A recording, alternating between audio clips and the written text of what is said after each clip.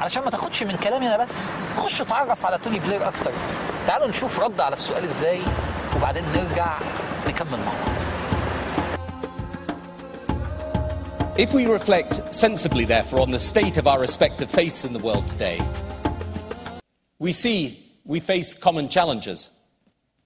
We are people of faith. We see how faith shapes our lives and the lives of others. We watch in sadness as it is abused to do wrong. We passionately want faith used to do good. And we believe in the power of faith to change lives for the better. We also face the challenge of relevance, showing how faith can be a force for the future, for progress, that faith will not fade as science and technology and material prosperity alters the way we live. Let's be clear, we face an aggressive secular attack from without, and we face the threat of extremism, often from within. These challenges are not for Muslims alone, or Christians alone, or Jews, Hindus, Buddhists, Sikhs for that matter. They are challenges for all people of faith.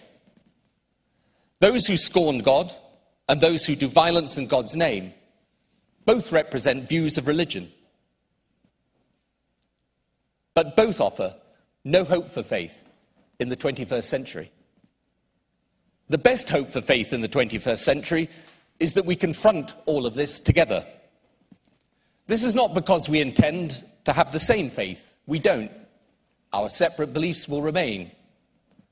But our coming together will allow us to speak in friendship to one another about our own faith, but also to speak to the world about faith.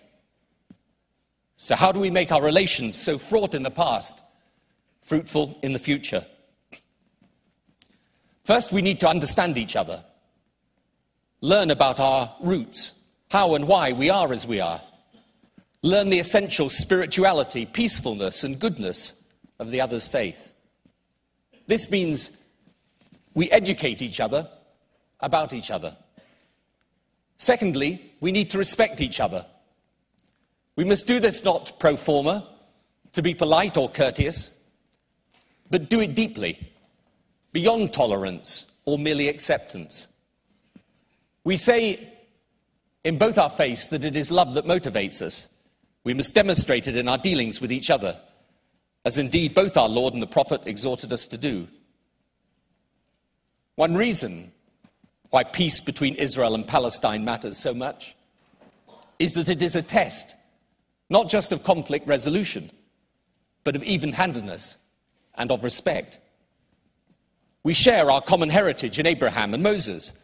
Peace between Jews and Muslims in the land holy for all of us would be such a powerful symbol of peaceful coexistence, of faiths as well as nations and peoples. Third, we must act. Our relationship with each other, and both of us with Judaism, that in time I'm sure will be part of the common word, will best be judged in action, in the work we can do together, in relieving poverty, fighting injustice, preventing disease, bringing hope to those in despair. If you may permit me, I'm delighted to see here today 4 of what we call the Faith Acts Fellows, who are young people that my foundation has organized. It's organized a group of them, Muslims and Christians, Jews, Hindus, Buddhists, Sikhs, who have come together. They then go off, they spend some time in malaria-torn Africa, where they study malaria, and where they then come back and work together across the faith communities to raise awareness of the problems of malaria and what we, in the more fortunate parts of the world, can do to help those people. And I'd like to thank them very much for the work that they do, because they have learned, amongst other things, that God does not distinguish between the faiths when he decides who gets food poisoning or not in the worst parts of Africa. So thank you very much, you young people, for being here. Thank you. As we kick off, let me throw a couple of questions out there, and perhaps one for Tony Blair.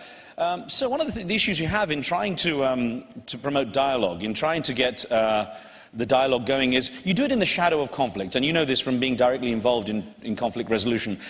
To what extent can you achieve any results with dialogue when you're having to deal with the fact the conflict hasn't been resolved? One of the things that people often say to me out in Israel and Palestine, which is actually very similar to what they used to say to me about Northern Ireland, is they say to me, it's not really about religion, you know, it's about politics. And I say, well, that's fine. Unfortunately, a lot of the people involved in the conflict think it is about religion.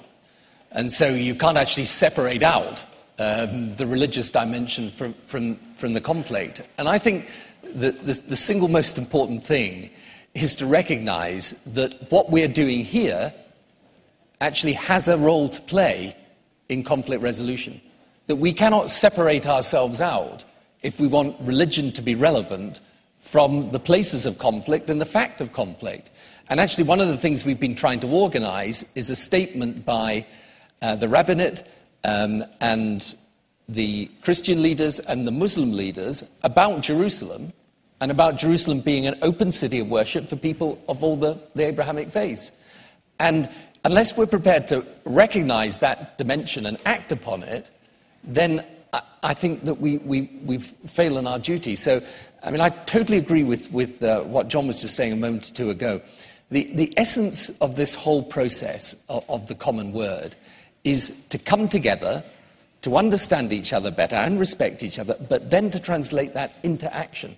And actually, in the most conflict-torn parts of the world, that is precisely what is necessary. The voice of religious leadership in pursuit of justice based on understanding and respect. Thank you, sir. الشخصية التالية اللي هنتكلم عليها مفتي البوسنة، راجل عظيم. مفتي البوسنة خلي بالك دارس في الأزهر ويتكلم العربية، وانت شفتوه في الحلقة اللي فاتت. وفي نفس الوقت درس في أمريكا في شيكاغو وخد الدكتوراه في الفلسفة من أمريكا، وهو مساعد لعلي عزت بيجوفيتش أثناء حرب البوسنة. شخصية، فاكرين لما اتكلمنا على المفتي دكتور علي جمعة وقلنا شخصية طافت العالم؟ دكتور مصطفى نفس الشيء. خلي بالك جزء من النجاح الانفتاح، والانفتاح محتاج رؤية ومشاهدة ولف. احنا في التدريب ده بنخليك تشوف وانت في مكانك، لكن انت محتاج تسافر. دكتور مصطفى تعرف على عدة ثقافات وبيجيب 3 لغات، البوسنوية والعربية والإنجليزية، والله أعلم يمكن أكتر من كده. دكتور مصطفى بيجي تشيرش له مواقف كبيرة جدا جدا جدا أثناء حرب البوسنة، وكان علي عزت بيجوفيتش بيكلفه بالمهام الشديدة في وسط الحرب لحماية المسلمين.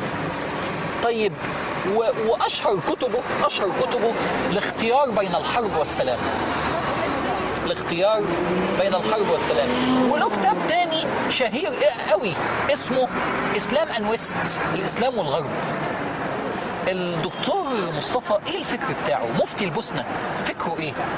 فكره تثبيت الهوية الإسلامية للمسلمين في أوروبا مع عدم المخاصمة مع أوروبا.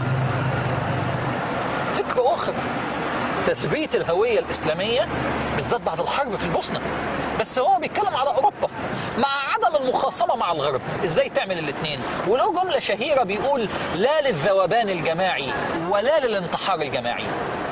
لا للذوبان الجماعي، مش عايزين نذوب في الغرب، ولا للانتحار الجماعي، مش عايزين ندخل في صراع مع الغرب.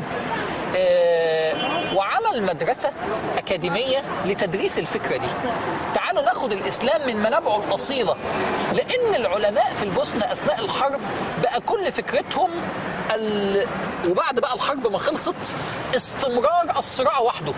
فقال لهم: لا، تعالوا نفهم الإسلام بشكله الحقيقي، خاصة اللي اداله قوة إن وقت الحرب هو كان أسد.